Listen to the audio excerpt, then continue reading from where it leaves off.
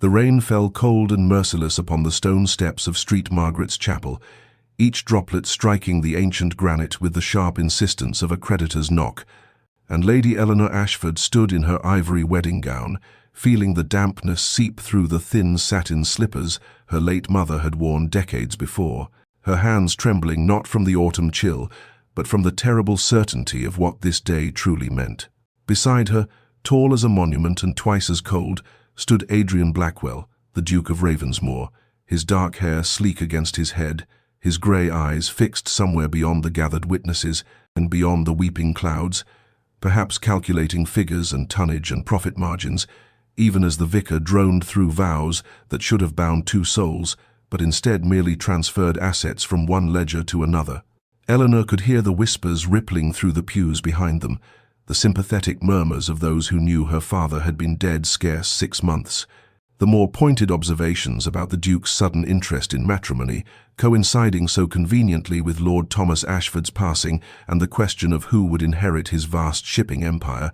those merchant vessels that plied routes from London to the East Indies, their holds heavy with tea and silk and spices, that had built a fortune substantial enough to tempt even a duke whose ancient title could not mask the scent of financial desperation. She knew, of course, she had always known. When Adrian had called upon her 3 weeks after her father's funeral,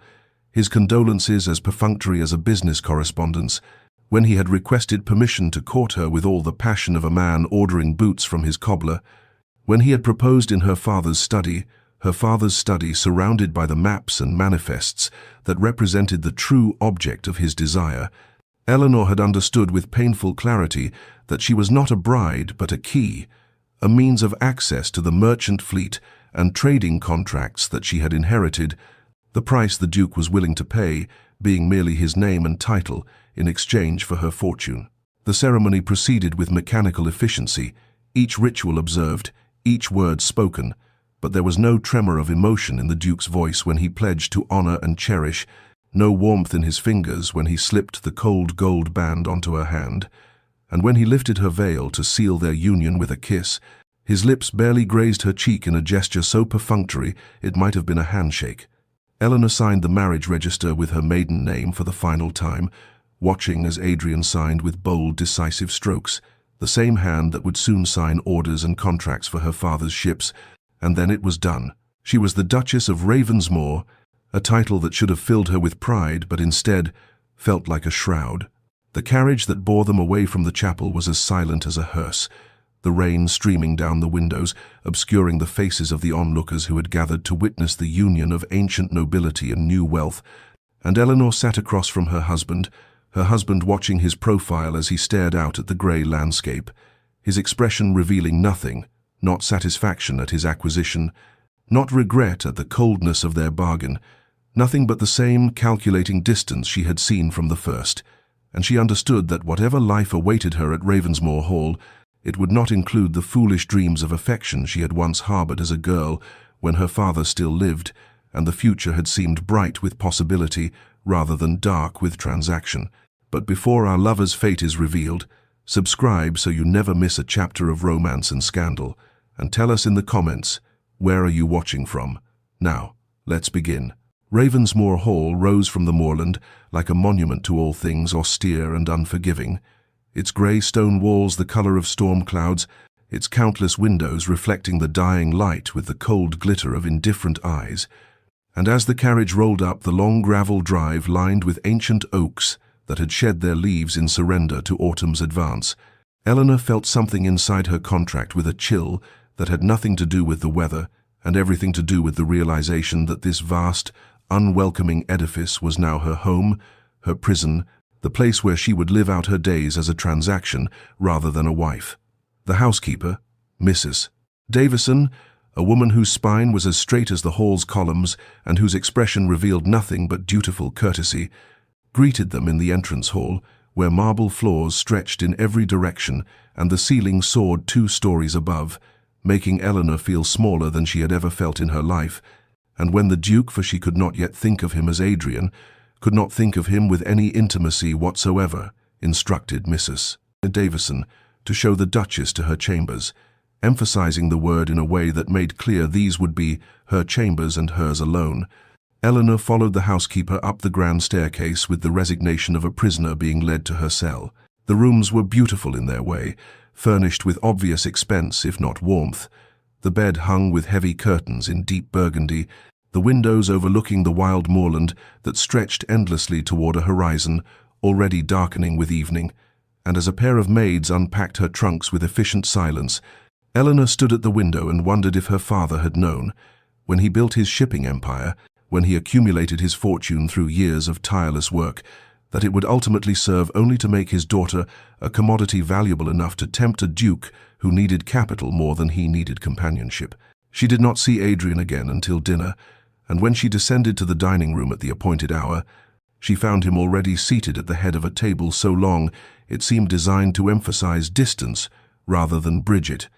And he rose with perfunctory politeness as she entered, gestured to the chair that had been placed far enough away that conversation would require effort, and throughout the meal, course after course of expertly prepared food that tasted like ashes in her mouth, he spoke only of business matters, of a meeting scheduled in London, of a shipment expected from India, of tonnage and tariffs and profit margins, asking her nothing about her comfort, her opinions, her adjustment to her new home, looking at her when necessary, but somehow managing to look through her at the same time, as though she were made of glass, as though she were merely another fixture of the hall he had acquired along with the shipping contracts.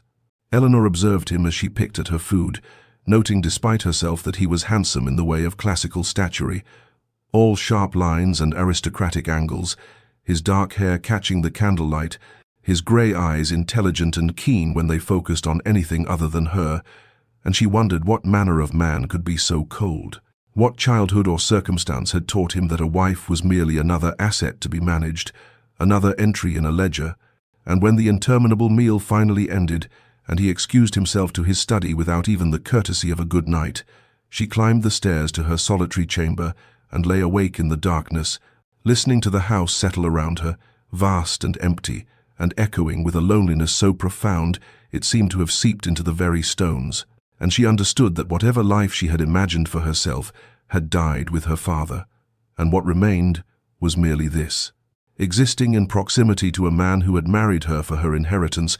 and would likely never see her as anything more than the price he had paid for his financial salvation. 3 weeks passed in this manner, 21 days that blurred together into a pattern of such rigid predictability that Eleanor could have navigated Ravensmoor Hall blindfolded, her mornings beginning alone in the small breakfast room where pale sunlight struggled through leaded windows, her meals taken in solitude while Adrian had already departed for his early morning rides across the moor. The rides, she knew, had less to do with pleasure than with avoiding her company, and she would sit with her tea growing cold, listening to the clock in the hallway mark each quarter hour with solemn precision, before retreating to the gardens where autumn had begun its work in earnest, stripping the roses of their final blooms, sending leaves skittering across the gravel paths like whispered warnings of the winter to come. Her afternoons she spent in the small parlour that Mrs. Davison had designated as suitable for the Duchess, her embroidery hoop a prop more than a passion, her needle-making stitches that had no purpose beyond filling the hours that stretched before dinner like an empty sea, and occasionally she would hear Adrian's voice echoing from some distant corridor as he spoke with his steward. Mr. Thornton. Their conversation always centered on manifests and cargo schedules, tonnage calculations and port fees, the language of commerce that had become the only language her husband seemed to speak. Dinner remained the single daily occasion when they occupied the same room for more than a passing moment, but even this ritual had calcified into something that resembled companionship, only in the most technical sense. Adrian would arrive precisely at 7, having spent the intervening hours closeted in his study with ledgers and correspondence, and throughout the meal he would read letters from his shipping agents, occasionally commenting aloud about a delayed vessel or favorable market conditions, asking Eleanor nothing about her day, her comfort, her thoughts, and his eyes when they flickered toward her containing no more warmth than they might offer a portrait on the wall, and she began to understand that to him she had already served her purpose, the marriage contract signed, the shipping empire transferred, and what remained was merely the tedious formality of cohabitation. She noticed small cruelties that perhaps he did not even recognize as such, The way he spoke of expanding the trade routes her father had built, as though claiming credit for another man's lifetime of work. The way he discussed potential ventures without consulting her, though it was her inheritance that funded them. And one afternoon, wandering through corridors she had not yet explored, Eleanor discovered a storage room where furniture too damaged or outdated for display had been relegated to dusty obscurity. And there, leaning against tea crates and broken chairs, she found her father's portrait, the painting that had hung in his study for 20 years, his kind eyes and gentle smile now facing a wall as though his memory itself had become inconvenient. In its place in the main hall, she had noticed that morning, Adrian had hung framed maps of shipping routes, charts that showed the Far East trade lanes, marked with precise notations in her father's hand, the routes themselves preserved and honored, while the man who had created them was hidden away like an embarrassment. And Eleanor had stood before that storage room for a long time, something hardening inside her chest, a small hurt that joined the accumulation of other small hurts, each one alone perhaps forgivable, but together forming a weight that pressed against her heart with increasing heaviness, until she wondered if this was to be her entire life, a ghost in her own home, married to a man who saw her as nothing more than the key that had unlocked his financial salvation. Eleanor discovered quite by accident that invisibility, while painful, afforded certain freedoms, for when one is not truly seen, one can move through spaces unnoticed, and it was during one such unnoticed passage through the corridors of Ravensmoor Hall that she overheard Mrs. Davison explaining to a new maid about the household accounts, mentioning that the estate ledgers were kept in the library's eastern alcove, and though Eleanor had no particular design in seeking them out, she found herself drawn to the library the following afternoon when Adrian was closeted with Mr. Thornton discussing timber contracts, and there in the alcove she discovered not only the current household accounts but older ledgers as well, records that stretched back 5 years, and what she read in those careful columns of figures told a story far more revealing than any conversation she had shared with her husband. The numbers painted a portrait of steady decline, of an estate hemorrhaging money despite every economy, of debts mounting like storm clouds on a summer horizon, of a duke whose title and lands meant nothing against the cold mathematics of insolvency,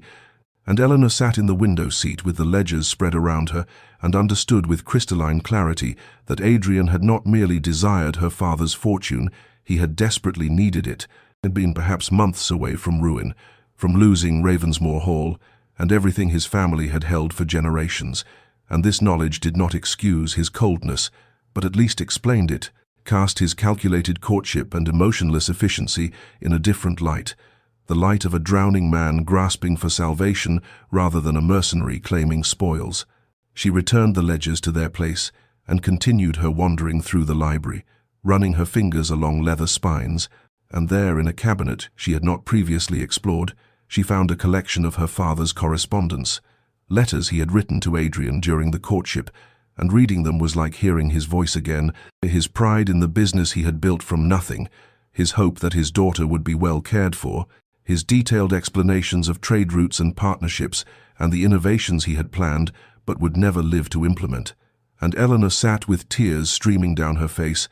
mourning not just her father but the knowledge he had given her, the hours he had spent teaching her about ships and navigation, about reading weather patterns and calculating cargo loads, about the delicate diplomacy required to maintain relationships with merchants in Canton and Bombay and Port Said, all the wisdom he had poured into her because he had no son, and she had been eager to learn, and she realized with bitter clarity that Adrian had never once asked if she knew anything about the empire he had married her to obtain, had simply assumed she was decorative and ignorant, another asset to be managed rather than a partner who might contribute. The following morning, emboldened by frustration and grief in equal measure, Eleanor encountered Mr. Thornton in the hallway and inquired, with careful politeness, about the route being planned for the India run, and when he explained the intended passage, she suggested, almost diffidently, that her father had always preferred a slightly more southern course during autumn months to avoid the worst of the monsoon patterns. And Mr. Thornton had smiled at her with the same polite condescension one might offer a child discussing adult matters, assured her that the Duke's plans were most carefully considered, and moved on, leaving Eleanor standing in the corridor with her hands clenched at her sides, her expertise dismissed, her knowledge rendered invisible just as she herself had been rendered invisible, and she understood that this was to be another loss. Not only her father and her home and any hope of affection from her husband, but also her competence, her intelligence, and the parts of herself that her father had valued and nurtured, all of it set aside because she inhabited a body that men had been taught not to take seriously, and the frustration burned in her chest like swallowed fire, contained but consuming nonetheless. The evening arrived with the kind of bitter wind that rattled the window panes and sent servants scurrying to build up fires in every grate, and Eleanor entered the dining room at precisely 7 o'clock, as had become their unvarying custom, expecting the usual perfunctory meal, the usual silence broken only by the rustle of Adrian's correspondence. But the moment she crossed the threshold, she sensed something different in the atmosphere, a tension that hummed like a plucked string, and she found Adrian already seated, his posture rigid, a telegram crumpled beside his plate, and a glass of wine his second, she noted, for another sat empty, held in his hand, with enough force that his knuckles had gone white. He looked up as she entered, and for once his eyes actually focused on her face rather than sliding past toward some middle distance, though what she saw in them was not warmth but a kind of barely controlled agitation, and through dinner he ate nothing, simply poured himself a third glass, and then a fourth, drinking with mechanical precision, while staring at the telegram as though he could change its contents through sheer force of will. And finally, Eleanor, unable to bear the oppressive silence, asked with careful neutrality whether the news was troubling,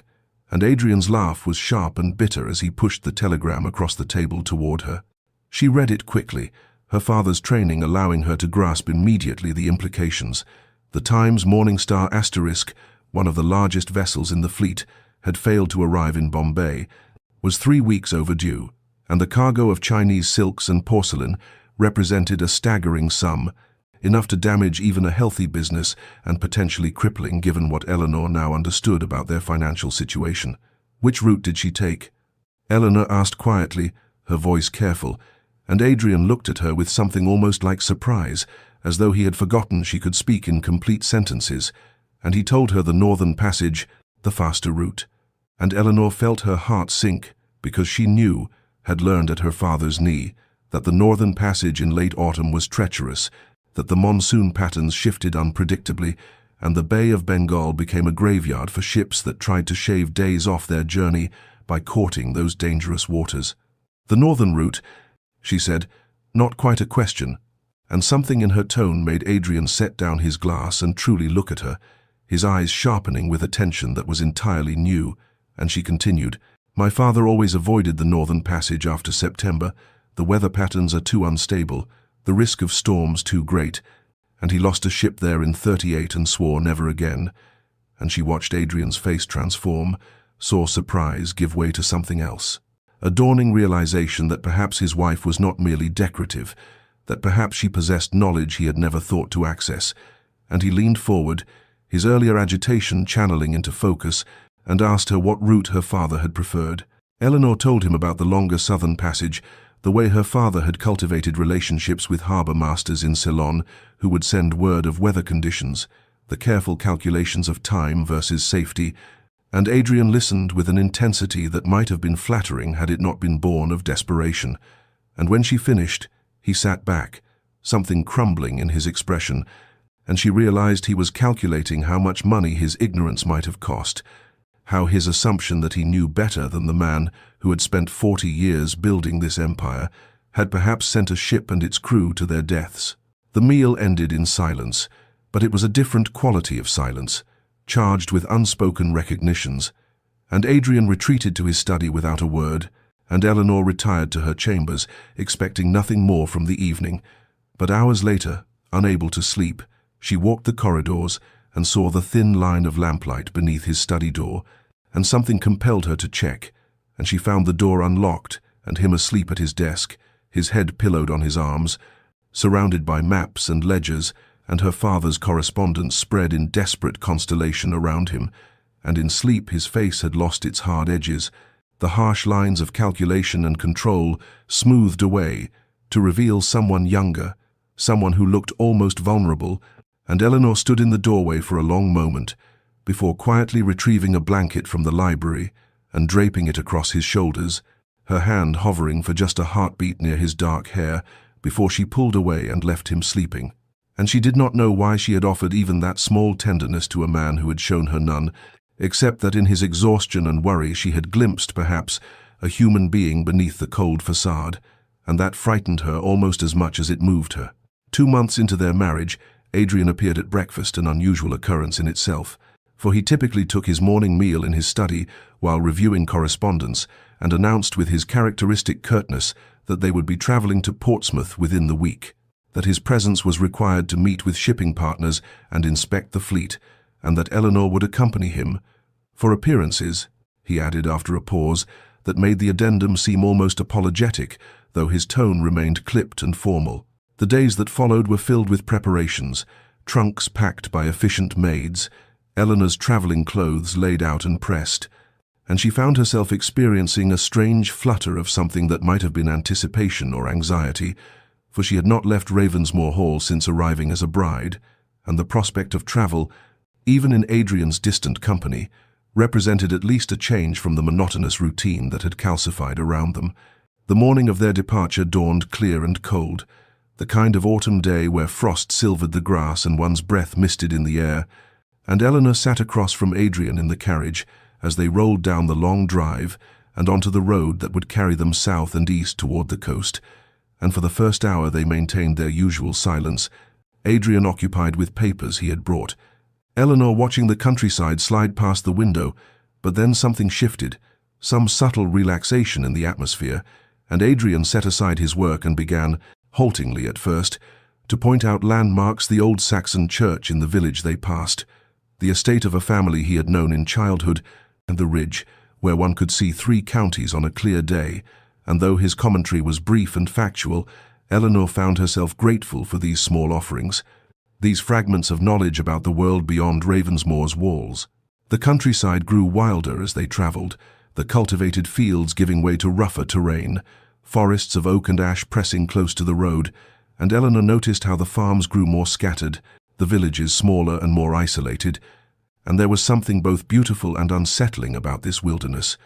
The way civilization seemed to thin and fray at the edges.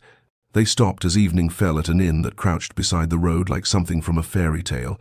all dark timbers and diamond-paned windows glowing with firelight, and Adrian arranged their accommodations with the innkeeper, securing separate rooms without consultation in a manner that no longer surprised Eleanor, though it still carried a small sting, and she found herself at the window of her chamber as twilight deepened into night, looking down at the courtyard where Adrian stood alone, smoking a cigarette, his face tilted toward the horizon where the last light was fading, and something in his posture, the set of his shoulders, the way he stood so utterly alone, despite the bustle of the inn around him, spoke of a loneliness that Eleanor recognized because it mirrored her own, and she wondered if he felt it too, this peculiar isolation of 2 people bound by law and contract, but separated by walls more impenetrable than stone. She was turning from the window when she heard the innkeeper's voice drift up from below, warning Adrian about bandits that had been plaguing the road, suggesting he hire guards for the remainder of the journey, and Eleanor watched as Adrian dismissed the concern with a curt wave, his confidence absolute, and she felt a tremor of unease that she could not quite name, a premonition that settled cold in her chest as she finally turned away and prepared for a restless night's sleep. The next morning dawned wrapped in mist, the kind that clung to the ground and muffled sound until the world seemed wrapped in grey wool,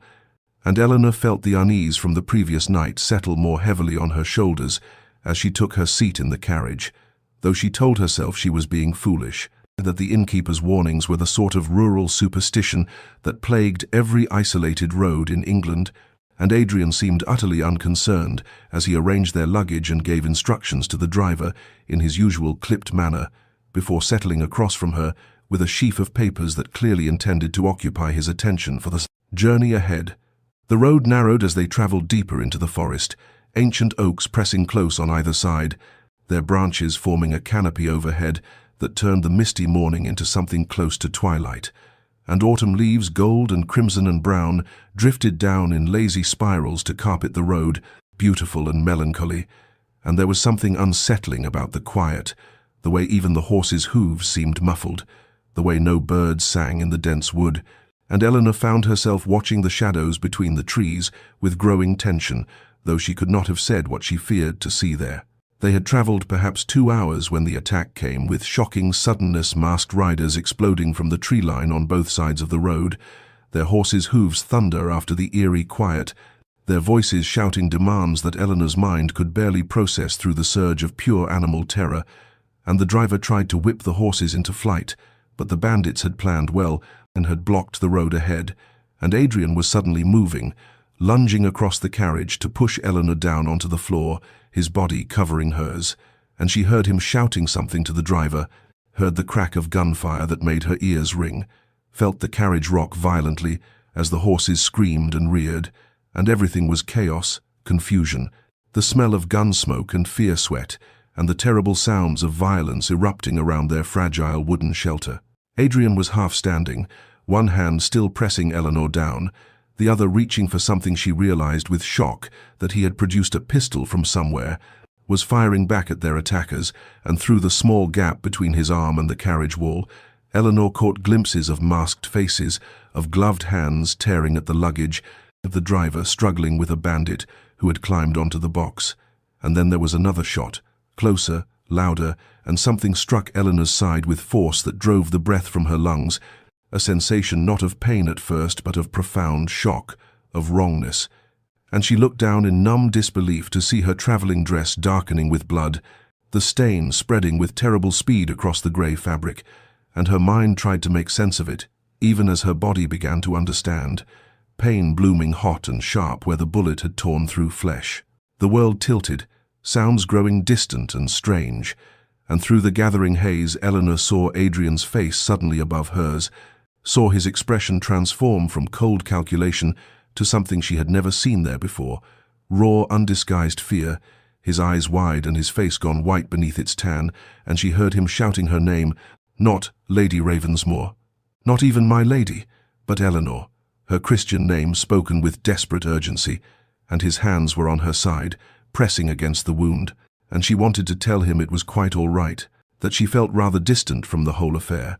but the darkness was rising like a tide, and his face was fading, and the last thing she registered before consciousness slipped away was the sound of her name again on his lips,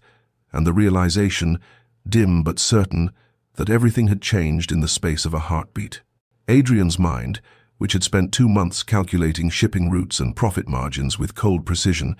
suddenly narrowed to a single point of absolute clarity as he looked down at Eleanor's pale face, her blood spreading across his hands where he pressed his coat against the wound in her side. And the bandits were fleeing now, their shouts fading into the forest as they made off with trunks and valuables that Adrian found he could not even remember caring about. And the driver was slumped on the box, groaning but alive, and the horses had scattered in their terror, and none of it mattered. Nothing in the entire world mattered except the fact that Eleanor was bleeding, that her breathing came in shallow gasps, that her eyes had rolled back, showing only white before fluttering closed, and Adrian heard himself saying her name over and over, Eleanor, Eleanor, stay with me. And his hands were shaking as he tried to assess the wound, tried to remember anything useful from his years of shooting parties and military campaigns, and he could see that the bullet had entered below her ribs on the left side, and he did not know if it had struck anything vital, did not know if she was dying in his arms right now, and the terror that seized him was unlike anything he had ever experienced, more visceral than any business failure, more devastating than the night he had learned his estate was crumbling into ruin. He shouted to the driver, demanded to know the nearest doctor, and the man, barely conscious himself, blood streaming from a cut on his temple, managed to gasp that the village they had passed that morning had a physician. And Adrian's mind began calculating even through the panic, 20 miles at least, perhaps more, the horses gone and scattered through the forest, the driver in no condition to manage them even if they could be found, and Eleanor's breathing growing more labored with each passing moment, and the choice crystallized before him with the terrible clarity of absolute necessity. He would carry her, would walk the 20 miles back to that village, would not stop or rest or falter because the alternative was unthinkable, was a void that yawned before him, darker than any he had imagined possible. He stripped off his coat, wadded it against her wound, then lifted her into his arms, and she was so light, lighter than he had imagined, and her head lolled against his shoulder, and he felt the warmth of her blood seeping through his waistcoat, and he began walking, back the way they had come, along the forest road that suddenly seemed to stretch infinitely before him. With each step, his mind turned over a question that he could not answer, could not even fully articulate. When had she become essential? When had the quiet woman who sat across from him at dinner, who walked alone in the gardens, who asked intelligent questions that he had dismissed or ignored, when had she transformed from a means to an end into someone whose loss would tear something vital from his chest? He thought of their wedding day, how he had barely looked at her face, how he had calculated the value of the shipping contracts even as he spoke his vows, and shame burned through him hotter than the exertion of carrying her, and he adjusted his grip, felt her breath warm against his neck,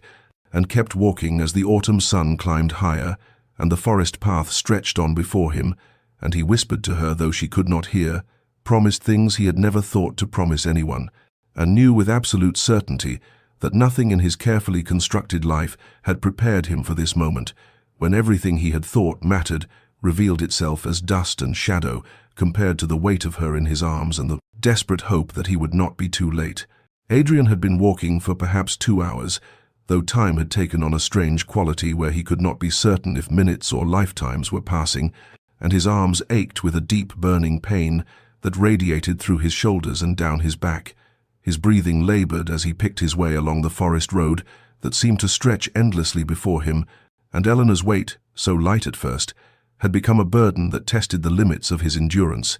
though he would sooner have died than set her down, would sooner have collapsed entirely than failed in this desperate mission. He talked to her constantly, his voice hoarse and rough, saying her name, telling her to stay with him, pleading with her in a way he had never pleaded for anything in his carefully controlled life. And sometimes she stirred slightly, her head moving against his shoulder, a small sound escaping her lips. And these tiny signs of life were the only things that kept his feet moving forward when every muscle screamed for rest. The autumn sun climbed higher, filtering through the canopy of leaves overhead in shafts of golden light that would have been beautiful if Adrian had possessed any capacity to notice beauty, and his mind, seeking escape from the physical torment and the crushing fear, began to turn over memories like a man examining evidence of his own crimes, and he remembered their wedding day with sudden terrible clarity, how he had stood beside her in that cold chapel and calculated shipping routes, even as he spoke his vows, how he had looked at her pale hands, trembling as she signed the register, and felt nothing but satisfaction that the contracts were now his, how he had sat across from her in the carriage afterward and reviewed ledgers instead of speaking to his new wife, and the shame of it crashed over him in waves that matched the rhythm of his labored steps. He remembered dinners where she had sat across the long table at Ravensmoor Hall, quiet and composed, sometimes attempting conversation that he had deflected with curt responses or ignored entirely as he read correspondence. And he had treated her like furniture, like a fixture of his house that required no more attention than a chair or a table, useful only insofar as it served his purposes, and the guilt was a physical thing now, as heavy as her body in his arms, as sharp as the pain in his shoulders. Eleanor stirred again, mumbled something indistinct, and he caught his father's name, Thomas, spoken with such longing that Adrian's chest tightened, and he realized with stunning clarity that he had never asked about her grief, had never acknowledged that she had lost her father mere months before their marriage, had never considered that she might be mourning, might need comfort or understanding, or simple human kindness, and instead he had taken everything her father built and ignored the daughter who had loved him, and the cruelty of it, the thoughtless, calculated cruelty, made Adrian want to stop walking and weep, but he could not stop, would not stop, because stopping meant she might die, and that had become unthinkable. He adjusted his grip, feeling her blood still seeping warm through his shirt,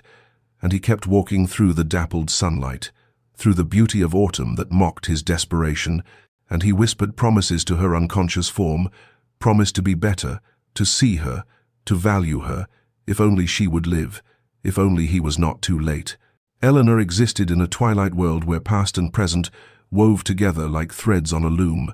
the patterns indistinguishable and strange, and she could not say with any certainty whether she was lying in her childhood bed at Ashford House, or floating in darkness, or dying in some nameless forest. And through it all she felt arms around her, strong and unrelenting, and heard a voice that seemed to come from very far away, calling her back from wherever she was drifting. In the fever dreams that consumed her consciousness, she was a child again, standing on the docks at Portsmouth with her father, and the salt air filled her lungs as he pointed to the great merchant ships at anchor, his voice warm with pride as he explained how to read the wind, how to calculate routes across vast oceans, how the stars at night could guide a vessel home, and she listened with fierce attention because these moments with him were precious, were everything, and he smiled down at her and said that one day all of this would be hers to steward, that he trusted her to honor what he had built, and she wanted to tell him that she had tried, that she had wanted to be worthy, but the dream shifted, and she was standing in a cold chapel, in a dress that felt like a shroud, and beside her was a stranger with a hard, beautiful face who spoke vows without once meeting her eyes, and she knew with terrible clarity that her father's ships were all this stranger wanted, that she herself was merely the inconvenient vessel through which the transaction must be completed, and the grief of it, the loneliness, crashed over her in waves that left her gasping. Then suddenly the dream changed again, and she was in the carriage, and there was noise and chaos and terror, and pain bloomed hot and sharp in her side, and she looked up to see Adrian's face above her, and something in his expression was different, was raw and afraid in a way she had never seen, and he was saying her name, her actual name, not the title he used like a barrier between them, and even through the pain and fear, she recognized that something fundamental had shifted in that moment, that the mask he wore had cracked and revealed something desperate beneath. She tried to hold on to that image, that flash of genuine emotion, but the fever pulled her down again into confused fragments of memory and sensation, and she felt movement, felt herself being carried, and Adrian's voice came to her through the haze telling her to stay with him, and she wanted to tell him that she was trying, that she did not want to slip away into the darkness, but her tongue would not form words, and she could only drift, could only surface occasionally into brief moments of painful clarity, where she saw the canopy of autumn leaves overhead and felt the rhythm of footsteps and understood dimly that he was carrying her, that he had not stopped or set her down, and the determination in his voice when he spoke to her was like a rope she could hold, could use to pull herself back from the edge. In one of those surfacing moments, when the pain sharpened enough to cut through the fever's fog, she managed to open her eyes and saw his face above her, saw the lines of exhaustion carved deep around his mouth, and saw the fierce concentration in his eyes, and she understood somehow that he had been walking for a very long time, that his arms must be screaming with the burden of her weight, but he had not faltered, would not falter, and the knowledge of it broke something open inside her chest that had nothing to do with the bullet wound, and she whispered through cracked lips the only words she could manage. "Don't stop," though she was not entirely certain what she meant by it, whether she meant the walking or something larger, something about the fragile thing that seemed to be building between them in this desperate journey. And then the darkness pulled her down again, but this time it felt less frightening because his arms were still around her, and his voice was still calling her name, like an anchor in the storm. Night had fallen with the quiet inevitability of a curtain descending on a tragedy, and Adrian had been walking for perhaps 6 hours, though he could no longer be certain of time or distance or anything beyond the weight in his arms and the burning agony that had spread through every muscle of his body, and his legs trembled with each step, threatening to buckle beneath him, his back screaming with pain that radiated down his spine and through his shoulders until he could not distinguish one source of torment from another, and Eleanor's breathing had become shallow and rapid, a terrible whispering sound that filled him with a fear more absolute than any he had known, and the road before him stretched into darkness so complete that he could barely distinguish the path from the forest on either side, and twice he stumbled on unseen ruts in the packed earth, nearly falling, catching himself at the last moment with a lurch that sent fresh waves of pain through his exhausted body and made Eleanor moan softly against his chest, and he realized with growing desperation that he was lost,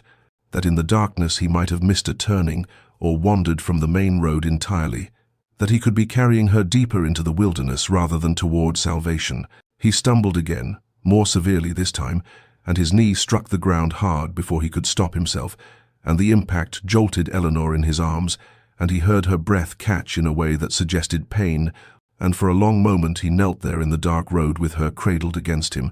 his whole body shaking with exhaustion and fear, and the temptation to simply remain there, to rest, to surrender to the overwhelming fatigue, crashed over him with the force of a physical blow,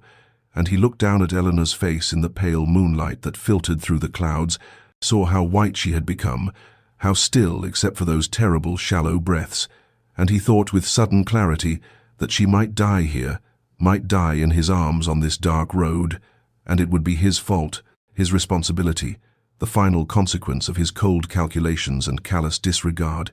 and the despair of it was a weight greater than her body, was a crushing burden that made breathing difficult and thinking impossible. But then, kneeling there in the darkness with his wife dying in his arms, Adrian realized something that cut through the exhaustion and fear with absolute clarity. He could not lose her, would not accept a world in which Eleanor did not exist, and this realization had nothing to do with ships or fortunes or the practical concerns that had governed his entire life. And he understood in that moment of terrible honesty that, somewhere during those quiet weeks at Ravensmoor Hall, during those dinners where she sat across from him in patient silence, during those mornings when he passed her in the corridors and she offered small, tentative smiles that he never returned, somewhere in all those moments he had failed to notice or value, she had become essential, had become the only real thing in his carefully constructed world of ledgers and contracts and cold ambition, and the thought of returning to Ravensmoor Hall without her, of sitting at that long dinner table alone, and of walking through rooms that would echo with her absence, was unbearable, was impossible, was a future he would not accept. He stood slowly, his legs shaking so badly he wondered if they would hold him, and he adjusted his grip on Eleanor's limp form, felt her blood still warm against his chest, and he began walking again, one foot in front of the other, moving forward because the alternative was unthinkable, and he began to talk to her as he walked, his voice hoarse and raw but steady, and he told her about Ravensmoor Hall in spring, when the gardens bloomed with roses and lilacs and the air filled with their perfume, and he promised to show her those gardens, and to walk with her through them and learn the names of every flower. And he told her about the library where sunlight streamed through tall windows in the morning and created patterns on the floor, and he promised to read to her there, to share the books he loved, and he talked about the future as if speaking it aloud could make it real, could keep her tethered to life, and his feet kept moving through the darkness, kept carrying her forward, because love, he discovered, was not the gentle emotion poets described, but rather this fierce, desperate determination, this refusal to surrender, this willingness to walk until his body failed completely, if it meant even the smallest chance of saving her. Dawn broke over the horizon with the pale, tentative light of early autumn, painting the sky in shades of grey and gold, and Adrian had been walking through the entire night, his body moving now on something beyond physical strength, on some reserve of pure will that he had not known he possessed, and every step was agony, his legs no longer trembling but rather numb and distant, as though they belonged to someone else, his arms locked around Eleanor's still form, in a grip he could not have released even if he wished to, and his mind had narrowed to a single point of focus, a single driving need to reach help before it was too late. And then through the morning mist, he saw them, lights in the distance, the warm glow of lanterns and hearth fires that could only mean habitation, and the village he had passed a lifetime ago when Eleanor sat beside him in the carriage, and the world was ordinary and comprehensible, and hope surged through him with such force that it was nearly painful, that it brought tears to his eyes and fresh strength to his exhausted body. And he staggered forward faster, his stride uneven and desperate, covering the final half-mile with single-minded determination, and Eleanor stirred in his arms for the first time in hours, her eyelids fluttering open, her eyes unfocused but conscious, and she looked up at his face with an expression of such bewilderment, such disbelief, that he nearly sobbed with relief at seeing her aware, seeing her alive, and her lips moved and he bent his head to hear her whisper, her voice barely audible, "You carried me." And there was wonder in those 3 words, wonder and something else he could not quite name, and he found his own voice, though it emerged raw and broken from his throat. 20 miles, he answered, and the words felt inadequate to capture what those miles had contained, the fear and desperation and revelation. But then he heard himself continue, the truth emerging unbidden, "I would have carried you 1,000, and the words surprised even him with their absolute sincerity, with the depth of feeling they revealed, feelings he had not known he possessed until this moment. And Eleanor's eyes filled with tears, though whether from pain or emotion he could not tell, and she said nothing more, but her hand moved weakly against his chest, and he understood it as acknowledgement, as acceptance, as perhaps the first fragile beginning of something that might one day become forgiveness. He reached the first houses of the village as full dawn broke, the sun cresting the hills and flooding the street with golden light, and he knew the doctor's house from his previous passage through, a neat cottage with a painted sign hanging above the door, and he staggered up the steps and pounded on that door with his shoulder, because he could not release his hold on Eleanor, pounded again and again with increasing desperation, until finally the door swung open and the doctor stood there in his nightshirt, an elderly man with kind eyes that widened as he took in the scene before him, the blood-soaked nobleman holding his dying wife, and the doctor asked no questions but simply stepped aside and gestured them in with urgent efficiency, calling for his housekeeper, clearing the table in his surgery with a sweep of his arm, and Adrian carried Eleanor to that table and laid her down with infinite care. And the moment her weight left his arms, he felt the world tilt and spin, felt his legs finally give way beneath him, felt himself falling, and the last thing he saw before darkness claimed him was Eleanor's pale face and the doctor bending over her with capable hands, and then there was nothing, and nothing at all, only the black velvet of unconsciousness into which he surrendered gratefully, his body and mind finally releasing their burden now that she was safe, now that he had fulfilled his desperate promise to bring her home. Adrian woke to dim afternoon light filtering through lace curtains, his body sprawled in an unfamiliar chair in what he slowly recognized as the doctor's parlor, and for a moment he could not comprehend where he was or how he had arrived there, and then memory crashed over him with the force of a physical blow, Eleanor bleeding in his arms, the endless walk through darkness, the desperate pounding on the doctor's door, and he lurched upright with such violence that pain shot through every muscle, his back seizing, his legs cramping, but he ignored all of it and staggered toward the sound of low voices coming from the next room, and he pushed through the door to find the doctor washing his hands in a basin, while Eleanor lay on a narrow bed, so pale and still that Adrian's heart stopped until he saw the gentle rise and fall of her chest beneath the clean white bandages that wrapped her torso. And the doctor turned to him with a grave expression and explained in quiet professional tones that he had removed the bullet and stitched the wound, that she had lost considerable blood, but the bullet had missed vital organs by perhaps an inch, that she was alive but weak and fighting fever, that the next few days would be critical, and Adrian heard the words from a great distance as though underwater, heard only that she lived, that there was hope, and he moved to her bedside and sank into the chair there and took her hand in both of his, and the doctor said something about rest, about Adrian needing to recover his own strength, but Adrian shook his head and said, with absolute finality, that he would not leave her, would not move from this spot, and the doctor studied him for a long moment and then simply nodded and left them alone. The days that followed blurred together into a continuous vigil, time measured not in hours but in the rhythm of Eleanor's breathing, in the heat of fever that rose and fell beneath his touch, and Adrian sat beside her bed holding her hand, sleeping in fitful stretches in the chair when exhaustion overcame him, waking with a start whenever she stirred or cried out, and the doctor brought him food which he ate mechanically without tasting, brought him clean clothes which he barely acknowledged, and once the doctor commented with something like wonder that he had never seen a husband so devoted, and the words struck Adrian strangely because he realized that he had indeed become something he never was before, a true husband, a man whose world contracted to the compass of one person's suffering, whose prayers rose unbidden to a God he had ignored for years, whose hands learned the tender gestures of care as he cooled Eleanor's fever with damp cloths and read to her from the doctor's small collection of books when she grew restless in her delirium, his voice hoarse but steady, reading poetry and scripture and whatever else came to hand,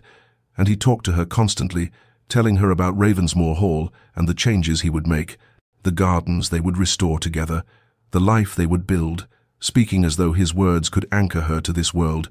could keep her from slipping away into the darkness that seemed always to hover at the edges of the sick room. On the third day her fever broke, and Adrian woke from an uneasy doze to find her eyes open, truly open for the first time since the attack,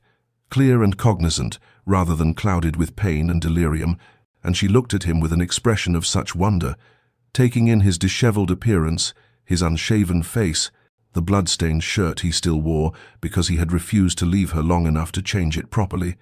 and she whispered, her voice weak but unmistakable, "You stayed," and there was a question in those words, disbelief that he would remain when he might have left her to the doctor's care and returned to his important business, and Adrian felt something break open in his chest, some last barrier of pride or self-protection crumbling, and he raised her hand to his lips and answered with absolute truth, "Always." Eleanor recovered slowly over the following days, her body healing with the resilience of youth but her strength returning in gradual increments. And Adrian never returned to the separate chair the doctor offered in his parlour, never left her bedside except for the briefest necessities. And as the acute danger passed and Eleanor could remain awake for longer periods, they began, tentatively, and with the awkwardness of strangers learning a new language, to actually talk, not the perfunctory exchanges of their marriage thus far, but real conversation, and it was Eleanor who breached the silence first, her voice still weak, but her gaze direct as she asked the question that lay between them like a chasm. "Why did you marry me?"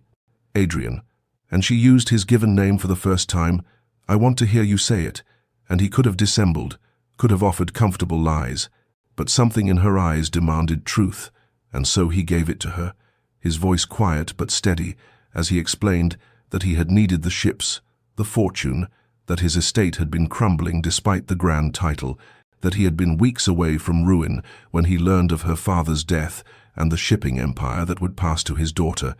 and he watched her face as he spoke, saw no surprise there, only a kind of sad acknowledgement, and then he said something he had not planned, words that emerged from some deep place of newfound honesty. "But I was wrong to treat you as a transaction, Eleanor. I was wrong to see only what you could provide rather than who you are." And she was quiet for a long moment before asking, her voice softer now, "Who are you then, Adrian Blackwell?" And he found himself speaking of things he had never shared with anyone, out of his childhood, in the cold halls of Ravensmoor, with a father who measured worth in ledgers and power, of impossible expectations and the gradual hardening of his heart, as he learned that emotions were weaknesses to be excised, and that affection was a luxury he could not afford. And Eleanor listened without interruption, and when he finished, she began to speak, haltingly at first, and then with gathering strength, about her father and the consuming grief of losing him, about the loneliness that had filled her life even before their marriage, about the shipping business her father had loved and taught her, treating her as the son he never had. And as she spoke, Adrian realized how profoundly he had failed to see her, how he had shared a house with this remarkable woman and treated her as invisible, and their conversation continued through the afternoon, the doctor bringing them tea which grew cold as they talked, and at some point their hands found each other on the coverlet, fingers intertwining with a naturalness that surprised them both, and neither pulled away, and the walls that had stood between them began to crumble, brick by brick, truth by truth, until the space between them felt less like a chasm and more like a bridge they were building together, word by careful word, as Eleanor grew stronger over the following week, able to sit up without dizziness and take brief walks in the doctor's small garden with Adrian's arm supporting her. Adrian found himself gripped by a compulsion he could not resist, a need to speak truths he had spent a lifetime concealing, and one afternoon, when she sat in the chair by the window with sunlight illuminating her face, still pale but gaining color each day, he pulled a stool close to her and said quietly, "Eleanor, there is more I must tell you." And she turned to him with those clear eyes that seemed to see through all his carefully constructed defenses, and he told her everything, holding nothing back. Now the full extent of the debts that had accumulated under his father's neglect and his own prideful mismanagement, the desperation that had driven him to seek a marriage of convenience, the calculated way he had pursued her after learning of her father's death, how he had reviewed the shipping manifests and trade agreements before he ever looked at her portrait, how he had stood beside her at the altar, thinking only of solvency and expansion, and never once considering the woman whose life he was binding to his own, and his voice grew rough with shame as he spoke. But he forced himself to continue because she deserved this honesty, deserved to know the full measure of his coldness, and then he told her something else, something he had discovered during those terrible hours carrying her through darkness. But somewhere on that walk, Eleanor, somewhere in those miles, I understood that none of it mattered, not the ships, not the fortune, not the empire I thought I was building, because the only thing I could think, the only thought in my mind beyond putting one foot in front of the other, was that I could not lose you, that you had become more essential to me than breath, and I do not know when it happened, whether it was some moment I failed to notice or a gradual accumulation of your quiet presence, filling spaces in me I did not know were empty. But I would give it all up, every ship, every contract, every pound, if it meant keeping you safe. And he saw tears gather in her eyes, though she did not look away, and after a long moment she asked, her voice barely above a whisper, "What happens now? Adrian, do you expect my gratitude for this confession, my forgiveness for the coldness that preceded it?" And he shook his head quickly and said, "I expect nothing, Eleanor. I have forfeited any right to expectations." And then he took a breath and said what frightened him most, "But I am asking, if you can find it in yourself, for a chance not to return to what we were, because that was nothing, a hollow arrangement that benefited only me, but to begin again, to know you truly, to build something real from this broken foundation. And if you cannot, if the hurt is too deep, then I will accept that. But I had to ask, had to speak this truth." And Eleanor was quiet for a long time, her gaze moving from his face to the garden beyond the window, where spring flowers were just beginning to bloom, and when she finally looked back at him, there was something in her expression that was neither forgiveness nor rejection, but rather a kind of cautious possibility, and she said softly,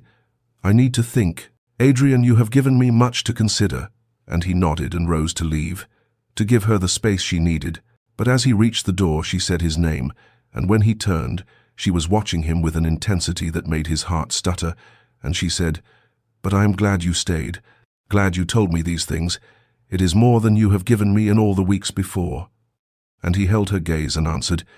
"It is less than you deserve, but it is all I have." And he left her there in the sunlight, his heart suspended between hope and despair, waiting for her choice. Eleanor sat alone in the small room the doctor had given her after Adrian left, the afternoon light shifting across the worn floorboards as she turned his words over and over in her mind, like stones worn smooth by water, and she recognized that she stood at a crossroads where the choice she made would determine not just the shape of her marriage, but the entire trajectory of her life, and she could, if she wished, hold on to her hurt like a shield, maintain the distance that had characterized their union from the beginning, return to Ravensmoor Hall and live as polite strangers, sharing a name and nothing more, and there would be a certain safety in that choice, a protection against further disappointment, against the vulnerability that came with allowing someone to matter, and part of her, the part that had learned caution through grief and loneliness, counseled exactly this path, whispered that his confession changed nothing fundamental, that a man who had married her for ships and fortune was simply trying to salvage a bad investment. But even as these thoughts formed, she knew they were lies she was telling herself, because fear was easier than courage, and she thought instead of that moment when she had woken in this very room to find him beside her bed, disheveled and exhausted, and still wearing her blood on his clothes, and she realized with startling clarity that he could have left her here with the doctor and returned to his business, could have ensured she had proper care while maintaining the comfortable distance he preferred, but he had stayed, had kept vigil beside her for days, and before that, he had carried her 20 miles through darkness, had chosen her life over the fortune she represented, over the practical considerations that had governed every decision he made, and she remembered surfacing briefly during that terrible walk, remembered seeing his face above her with an expression of such desperate determination that it had pierced even her fevered confusion,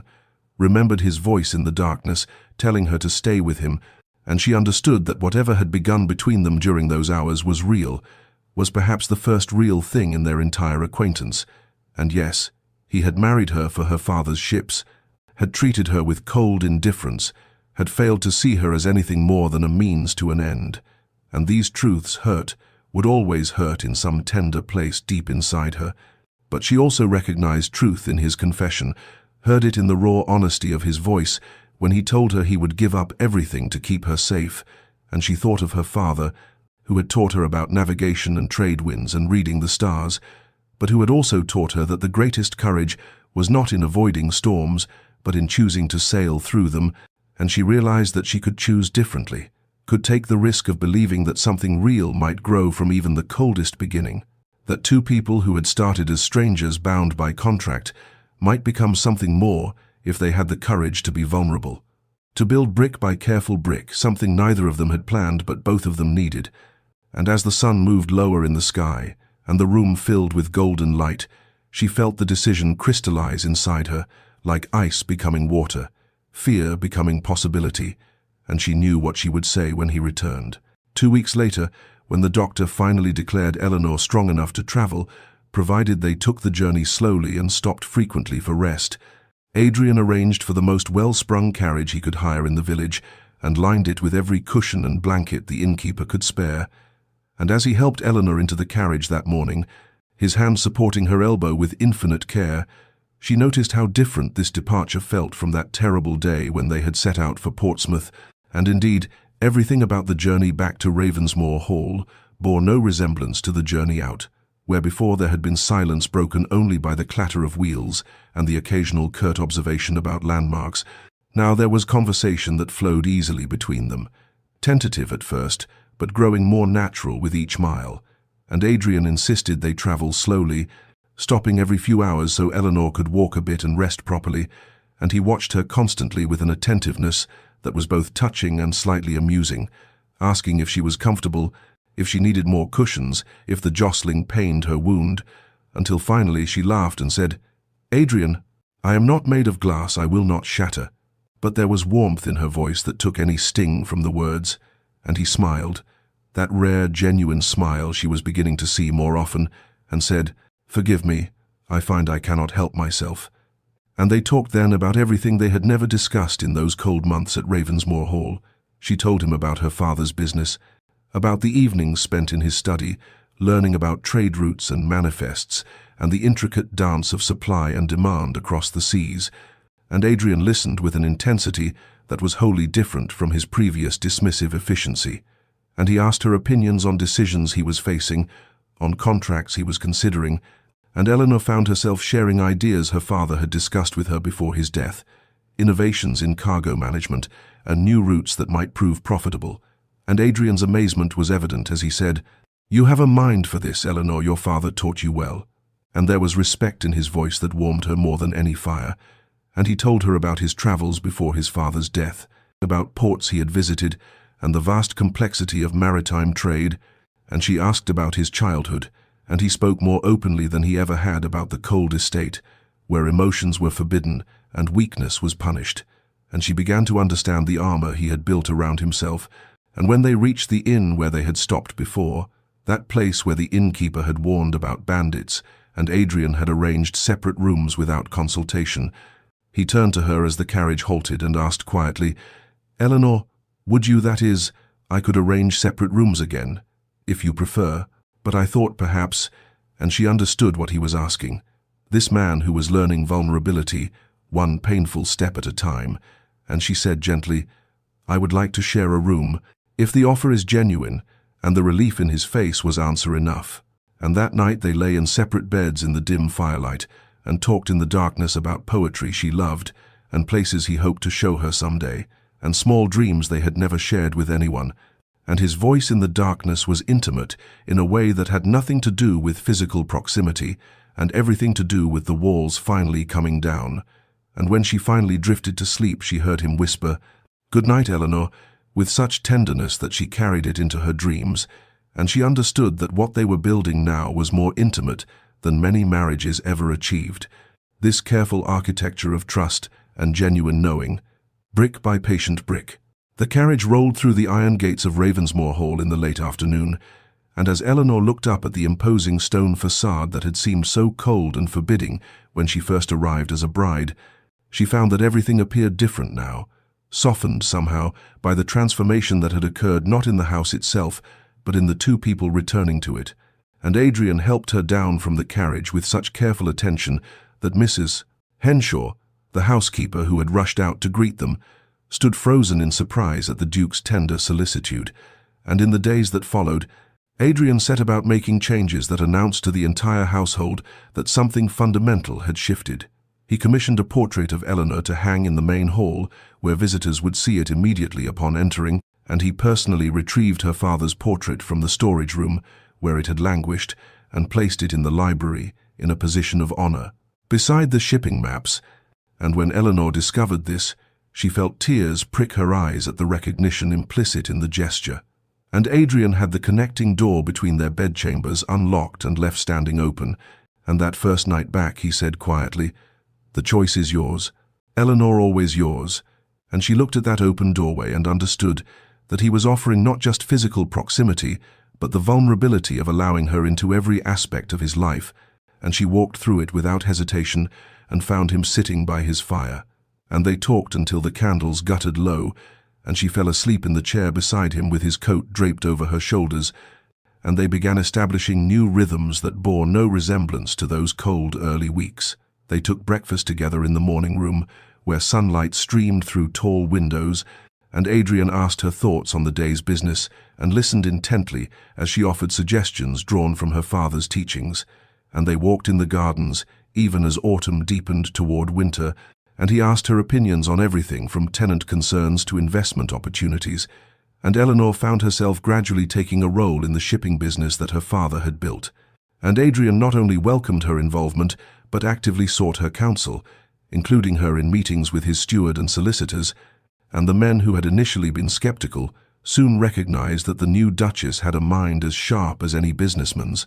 and the servants whispered among themselves about the change in their master,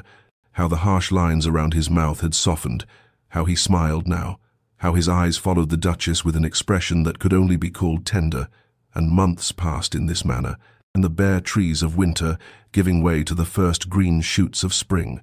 And one evening, Eleanor brought tea to Adrian's study, where he was reviewing shipping manifests, and he looked up with such genuine pleasure at her arrival that her heart contracted with the sweetness of it, and he pulled her gently into his lap, an intimacy that would have been unthinkable in those early days, and she settled against him with easy comfort as they reviewed the documents together, her head resting on his shoulder, and she thought of how far they had traveled from that cold wedding day, how a marriage that began as pure transaction had transformed into something real and precious and entirely theirs, built brick by patient brick, from the ruins of a loveless arrangement into something that felt, finally, like home. 3 years had passed since that terrible day on the Portsmouth Road, 3 years since blood had soaked into autumn leaves, and a desperate man had carried his dying wife through 20 miles of darkness, and now in the late spring afternoon, Eleanor stood in the gardens of Ravensmoor Hall, watching their daughter, little Catherine, just past her second birthday, toddle among the rose bushes with that particular concentrated determination that small children bring to their explorations, and Eleanor's laugh rang out clear and bright as Catherine discovered a butterfly and tried to catch it in her chubby hands, and from the terrace above, Adrian stood with a letter forgotten in his hands, a missive from his solicitor, informing him that the shipping company had doubled its profits under their joint management, and that the Ravensmoor name was now synonymous with maritime excellence. But his eyes were not on the letter but on his wife, on the way the sunlight caught in her dark hair, now worn looser than fashion dictated, on the grace of her movements as she bent to scoop up their daughter, and something in his chest expanded with a contentment so profound it still surprised him sometimes. This man who had once believed himself incapable of such feeling, and Eleanor looked up as if sensing his gaze, and their eyes met across the garden, and she smiled with such deep happiness that he found himself descending the terrace steps without conscious thought, drawn to her as he had been drawn every day since he had carried her bleeding body and discovered what truly mattered. And Catherine shrieked with delight as her father approached and held out her small arms imperiously, and Adrian scooped her up with the easy confidence of a man who had learned that showing love was not weakness, but the greatest strength, and he took Eleanor's hand with his free one, and they walked together through the gardens that had once seemed so cold and formal, but that Eleanor had transformed into something warm and alive, planting flowers her father had loved, and creating spaces where their daughter could play, and Eleanor rested her head against Adrian's shoulder as they walked, and sometimes, like now, When the weather changed or she moved in certain ways, the scar on her side ached with a dull, persistent reminder. But she found she did not mind it, for it marked the moment when everything had changed, when a marriage of cold transaction had been burned away in blood and desperation, and a man had discovered he could not bear to lose what he had never valued. And Adrian felt her slight wince, and immediately his arm tightened around her, and he asked quietly, "The scar?" "Oh." And she nodded, and he kissed her temple with infinite tenderness, and said what he said every time. "I am sorry you bear that mark." And she replied, as she always did, "I am not. It reminds me of the night you carried me, of the moment you became truly my husband." And Catherine, nestled between them, reached up to pat her mother's face with sticky fingers and declared, "Mama happy," with the certainty of a child who has never known anything but love. And Adrian looked at the house behind them, at Ravensmoor Hall, glowing warm in the golden afternoon light, its windows open to let in spring breezes, its rooms filled now with laughter and life, and all the messy, beautiful chaos of a family, and he thought of how he had stood on those same terrace steps 3 years ago, and watched this woman, who was still virtually a stranger, prepare for a journey. And he had felt nothing but cold calculation about shipping contracts and trade routes. And now she was the center of his entire world. And he whispered against her hair, "I love you." And she turned in his arms and kissed him softly and said, "I love you too." And they stood there in the garden they had built together, their daughter between them,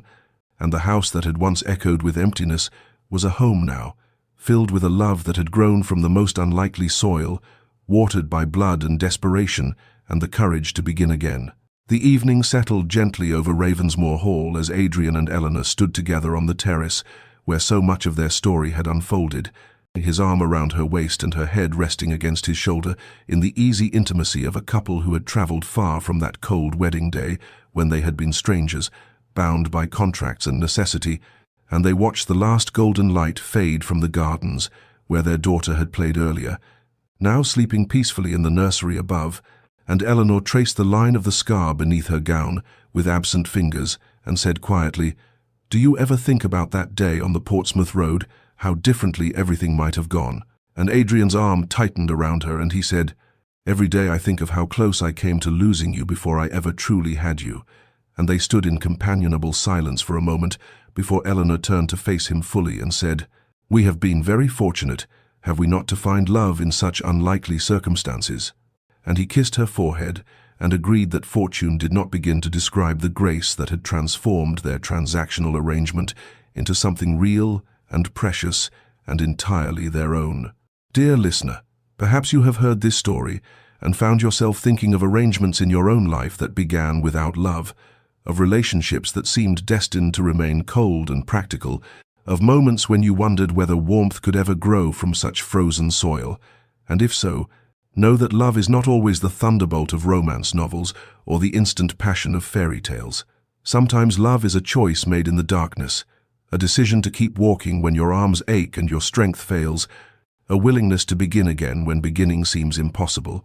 And what Adrian and Eleanor discovered on that terrible day when blood soaked into autumn leaves was that the human heart is capable of profound transformation if given the courage to be vulnerable, if offered the grace of a second chance, if met with honesty about past wrongs and genuine commitment to building something better. The coldest arrangements can yield the warmest loves if both parties find within themselves the bravery to tear down walls built of pride and self-protection, and to speak truth, even when truth reveals ugly motivations and painful mistakes, to extend forgiveness when forgiveness seems undeserved,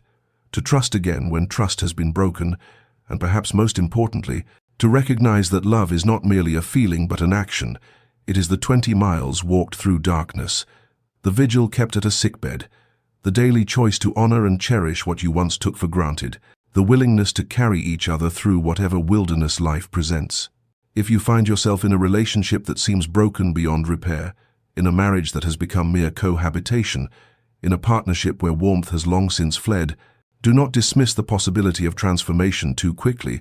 for what seems transactional or hollow may yet become something beautiful if you have the patience to nurture it, and the honesty to acknowledge where you have failed, and the courage to try again with open heart and genuine commitment. May you find, as Adrian and Eleanor found, that the most profound loves sometimes grow not despite difficult beginnings, but because of them, watered by the tears of recognition and fed by the soil of hard-won understanding. And may you have the strength to carry those you love through their darkest hours, knowing that in the carrying you may discover depths in yourself you never knew existed. And may you rest tonight in the peace of knowing that redemption is always possible, that cold hearts can learn to warm, that strangers can become beloved, and that love, true, deep, lasting love, can spring from even the most unlikely and unpromising circumstances if tended with patience and watered with grace. This story comes to you from Gentle Pages, where we believe in the transforming power of love and the possibility of second chances if this tale has touched your heart. Please subscribe and share it with someone who needs to hear that even the coldest beginning can lead to the warmest ending. And may you find your own unexpected love. May you have the courage to begin again, and may you rest well tonight, dear listener, wrapped in the knowledge that transformation is always, always possible.